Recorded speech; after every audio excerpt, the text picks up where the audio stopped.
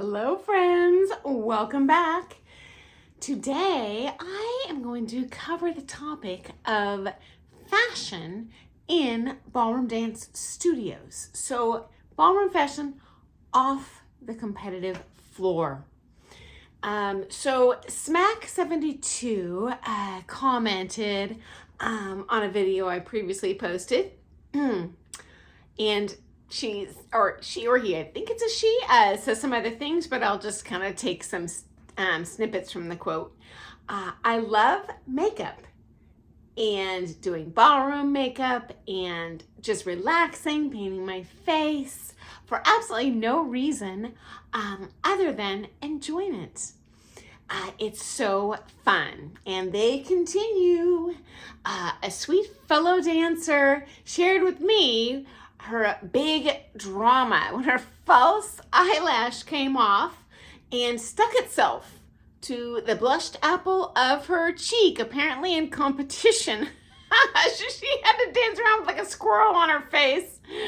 But hey, that's showbiz.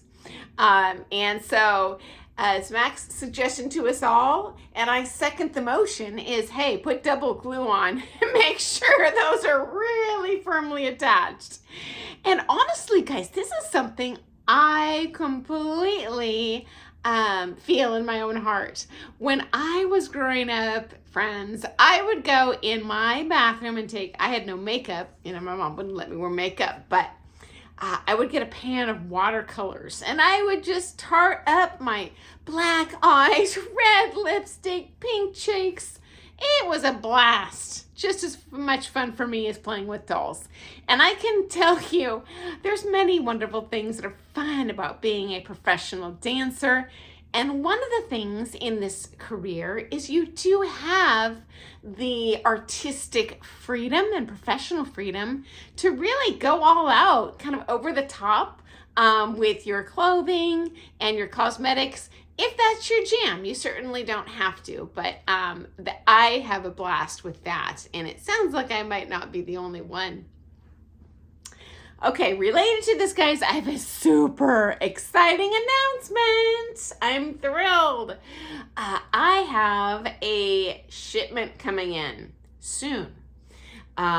Should be in tomorrow. We'll see when it actually comes to my front door. It's a package of ballroom dance supplies from a cheap internet site. And I'm going to do prize giveaways for my subscribers on these items that I'm unopening. So when you watch that video, friends, pay attention to things you might like to win. And then in a comment below, say, I would like that, rhinestone necklace or those Latin shoes or whatever. Put that in the comments. I'm going to get to that as soon as I can. Of course, that is pending my shipment actually arriving.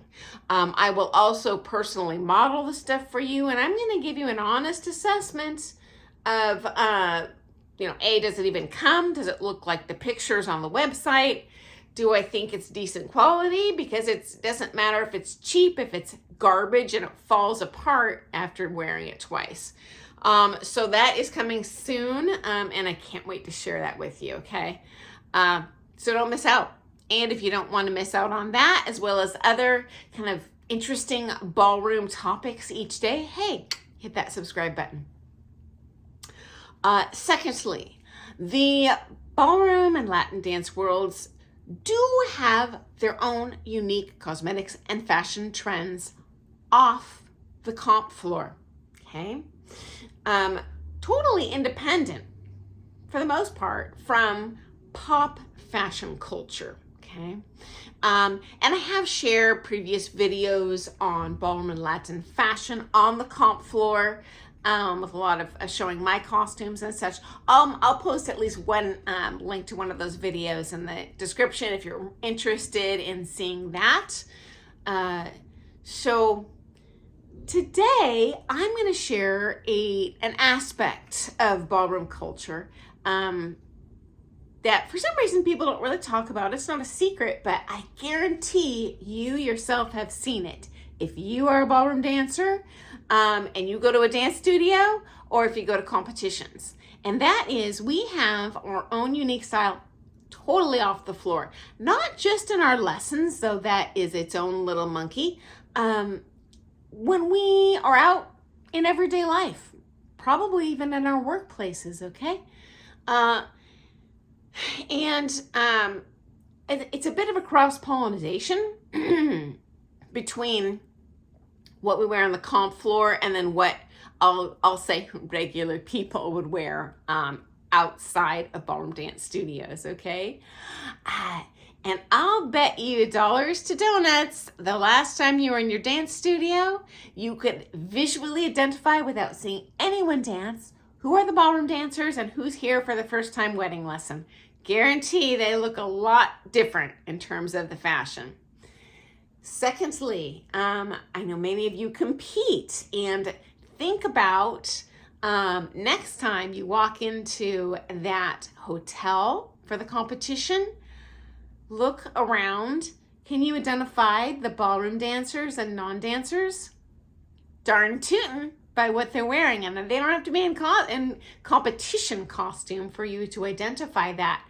In fact, it's so extreme, I guarantee you will be able to identify those dancers next time you're in the airport when you fly into the comp. Oh yeah, those are ballroom dancers.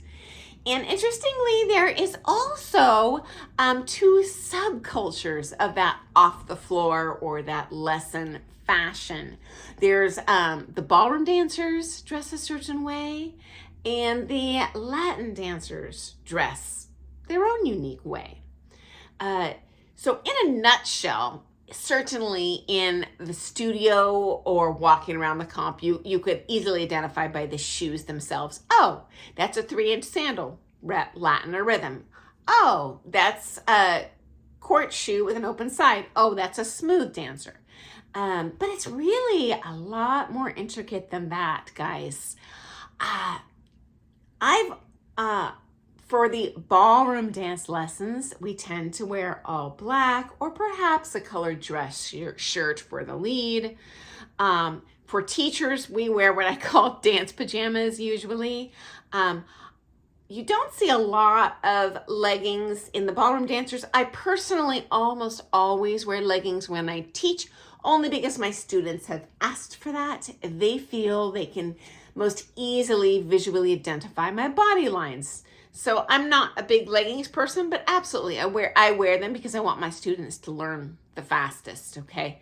And they find if I wear like palazzo pants like most female teachers wear, they have a harder time learning what to do visually.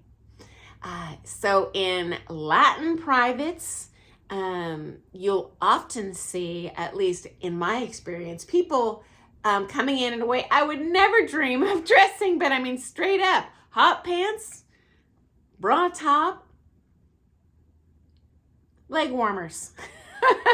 So it seems almost like I would imagine someone would dress if they were showing up to like a Vegas showgirl callback. I've never seen someone show up to a ballroom dance lesson like that, so I imagine it happens. But for the ballroom dancers, the male dancers, as mentioned, they tend to wear a dress shirt. The Latin dancers don't. They tend to wear like a lycra shirt, more breathable. And then the female ballroom dancers tend to wear loose slacks or a long, loose skirt. I would say the long, loose skirt is even more common because that is more reminiscent of what you would wear on the comp floor. So the same reason those Latin dancers are very skimpily clad out there. My opinion, we're just dressing that way subconsciously to make ourselves feel more comfortable on the comp floor when we are wearing these very distinct styles. Because the last thing you want to worry about is being self-conscious, or if I'm at a comp, oh, my dress is coming between my legs. That's weird. My pants don't do this. So even if you're not dressing like that, hey, consider making a little adjustment. I do think it helps competitors. In my opinion, the ballroom dance fashion outside of the studio is a little more elegant, though, than than the Latin dancers, which tend to go more in a skimpy or suggestive direction. The ballroom dancers tend to be a little bit, again, my opinion, I am biased because I'm a ballroom dancer, a little more on the elegant side, again, with it really mirroring what they wear in the dance studio with the flowy pants, lycra, certainly breathable, flowy tops, often with cutouts. I just think that's really interesting that you, as even an inexperienced competitor, I'll bet you don't even realize it, and you'll identify that next time you're at a comp or in your studio. So please comment below with kind of the differences you see in your area of the country or your dance studio or your part of the world in the fashion off the comp floor for ballroom and Latin dancers. I'd be super curious to hear that because I'm only broadcasting from one little part of the world. So thank you for joining me today. Cannot wait to see you tomorrow, and make sure to tune in. I'm not sure when I'm going to post it, but it's going to be as soon as possible. I'm going to have some fun prizes to give away for you guys. Okay, have an awesome day. See you tomorrow.